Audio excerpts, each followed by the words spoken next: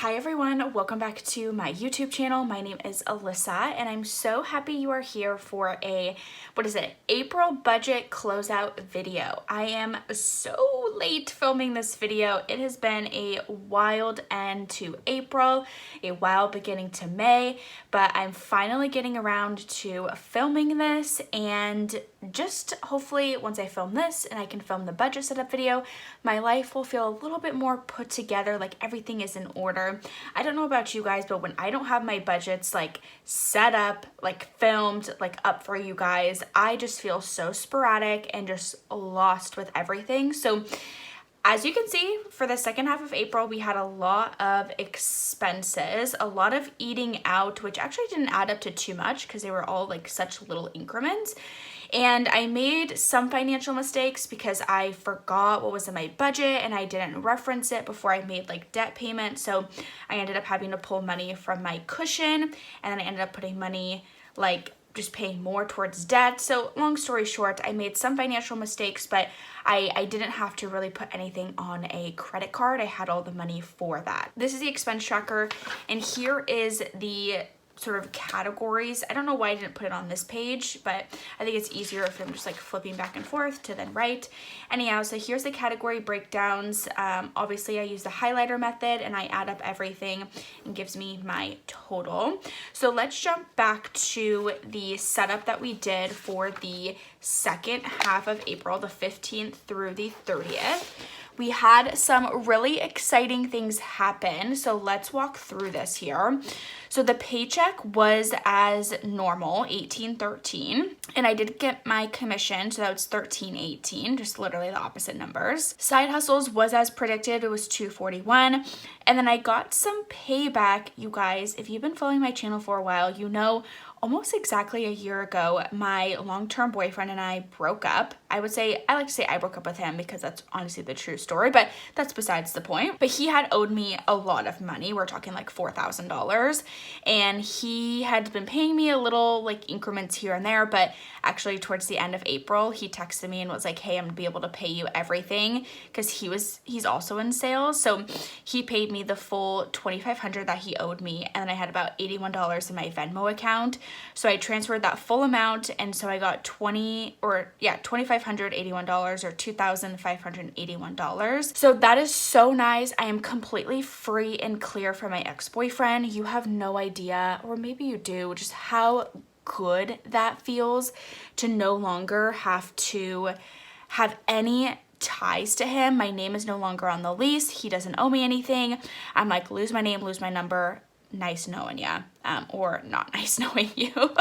So anyhow, the total income we had for the second half of April was $5,953. Moving on to the fixed expenses here, we had rent, which was $400. I think everything for the fixed expenses was exactly as we had predicted. Utilities $50, Spotify $10, Peacock $5, LA Fitness $50, Acorns $40, Merrill $80, therapy $25, student loan $125, boxing gym, however, I didn't know how much it was actually going to be, and it's assigned to my Alaska Airlines card. So I'm just skipping that for this month, and I will somehow have to put it into the first half of May, and then also into the second half of May too.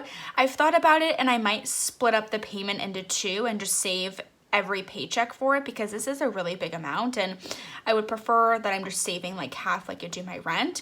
So the total fixed expenses ended up being $785. If you subtract that from the $5,953, you get $5,168. Moving down to variable expenses here.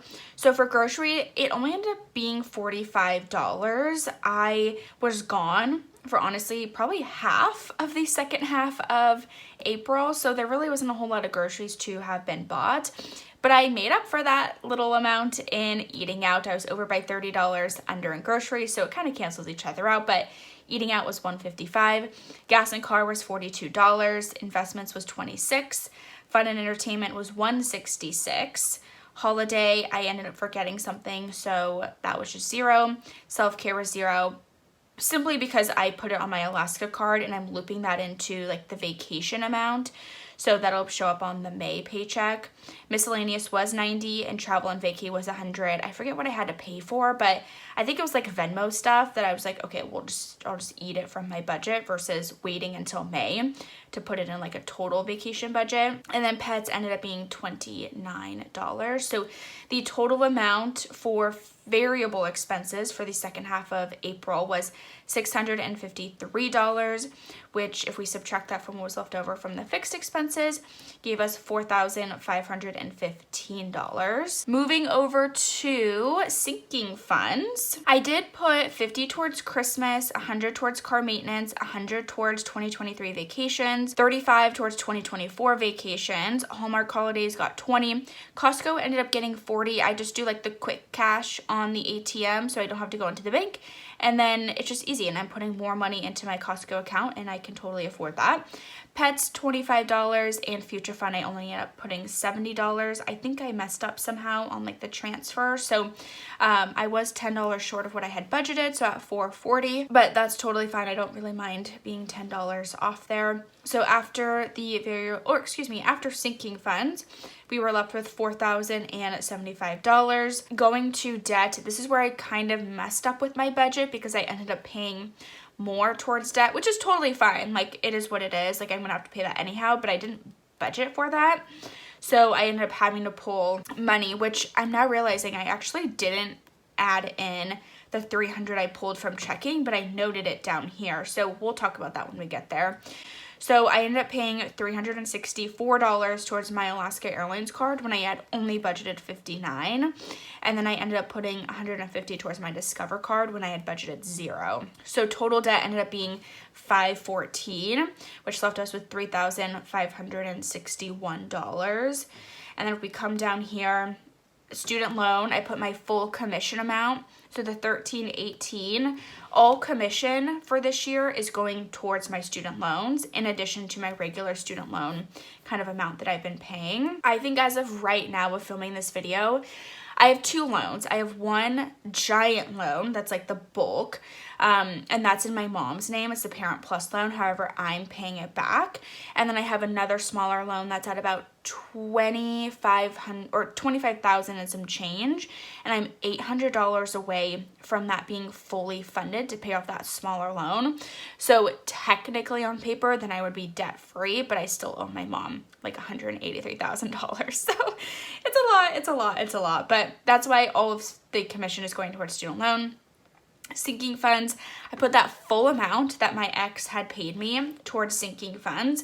I chose not to break it down because I just sort of ended up like transferring the amount to my Ally account and rounding off some of the budget that I had there. Like, I put money towards all of these things, but I was like, you know what, sinking funds, we're just gonna put it at $2,500, and then I put $20 towards a house, future house. So the total there was $3,838, which means I would have been in the negative $277, but I had forgot to calculate the $300 up here in terms of the inflow. So if I would have done that, I would have been left with $23 left over, which I actually have $0 in my account. Like, that's what I had calculated, $0. So I'm not really sure like what happened there or where the extra $23 is, but we're gonna write it off as like just chicken scratch and like move on with our lives, because it's not really worth trying to hunt down that $23. Like, the time I would put into that just wouldn't be a good use of time. So we're gonna count it as a wash. I'm bummed because I've been doing really good. I know closing out April, the first half of it, we were only -1, which is due to rounding. This is not due to rounding, I'm pretty sure. So I'm still gonna count it as a subtle win for sure. But if we continue on through the closing out of the month here, so let's see, we gotta pass all these expense trackers. I don't do the debt payment plan, and I don't do the monthly net worth tracker. I actually have an Excel sheet that I do this on. Dear Debt, if anyone follows her on YouTube, she has a free net worth tracker that I use, and I absolutely love it. I don't know what it is, but it is just a sort of like momentum rush every time I look at it, and it just makes me want to like get that number to like 0 in terms of like total debt owed, and just like really increase my total net worth. So it's fun seeing every month like how much my net worth increases, and maybe one day I will show you guys, but I have to make it so it's not like it has to be a little bit more privatized, if you know what I mean. So moving on to where did my money go? So for the monthly budget category breakdown, we had a starting balance of 0. Earned income would be like my commission and my W-2 paycheck. So that was $4,944. Other income was like sinking, no, not sinking funds, like payback, trivia, like side hustles, all of that. So it was $3,012. And then savings use was $2,005. So my total monthly inflow that I had for the month was $9,961. And I ended up doing all of the math here for you guys because it's just so much simpler if I do it in advance. But you can see there's a lot of green this time, and a lot of green where things are normally red, like eating out and grocery. So the things that were over budget, we had savings, which was over budget, which was totally fine. Like, I would much rather have savings be over budget. Rent and utilities was $27 over budget because I just didn't transfer like part of my monthly savings into my normal checking account. I just ate the cost of the utilities there, which was totally fine. Fun entertainment was just over by $4. Miscellaneous, I was over by $67. Insurance was, I don't know why I did that red. It should have been green because the difference was 0. Travel and vacation, I was way over because I ended up putting all of that money towards the travel and vacation versus towards debt. And then pets was, let's see, pets we were in the green with, business in the green with. I didn't do that, but you can see here all of the breakdown. And if we go to monthly debt and savings breakdown, so for debt, like we calculated over here, we had the $9,961. Monthly debt payoff was $514. And so that percentage was 5% of the total percent of inflow to debt ratio or percentage. So we had Bank of America. I didn't put any money towards my Discover card. I put $150 towards, which was 29% of this total 514. And then for my Alaska Airlines card, I put $364, which was 71% of this 514. And then for the savings, so we have to subtract the savings used from the total monthly inflow, which gave us $7,956. So the monthly savings that we had was $4,970. But then once you calculate that, it's 62% of my total monthly income went towards savings. So yay, that's fantastic, but simply because a lot of this other income went directly into savings. So for student loan, I put $1,568 towards, which is 32% of the total monthly savings. For sinking funds, I put $3,290, which was 66% of the total savings. And then I did break down house and cushion, which was 55 and 57 respectively, whatever the word is, and that was each 1% of the total monthly savings. And then you guys know I don't do this last page here. So that is the closing out of April budget. I hope this was helpful. I mean, I love closing out my budget and just seeing really how much I put towards debt, towards savings. I mean, 62%, guys. Even if you talk about the total monthly inflow, it was still 50%. But then you're including the savings use, so that doesn't really make sense to the total numbers. But yeah, I love closing it out and just seeing like the progress I made this month and where I was over and where I can really kind of work on going forward. If you've been following my channel for a while, you know, eating out has just been a huge stressor for me in terms of always being over budget. So I'm really glad to see this is under budget, and I've been making really, really great progress to make sure I meal prep, have easy, ready to go meals at home, so I'm not eating out. But thank you all for watching this video. I hope it was educational for you. Please make sure you give this video a big thumbs up and you hit subscribe in the bottom right hand corner. I appreciate each and every one of you, and I will see you in my next video real soon. Bye everyone.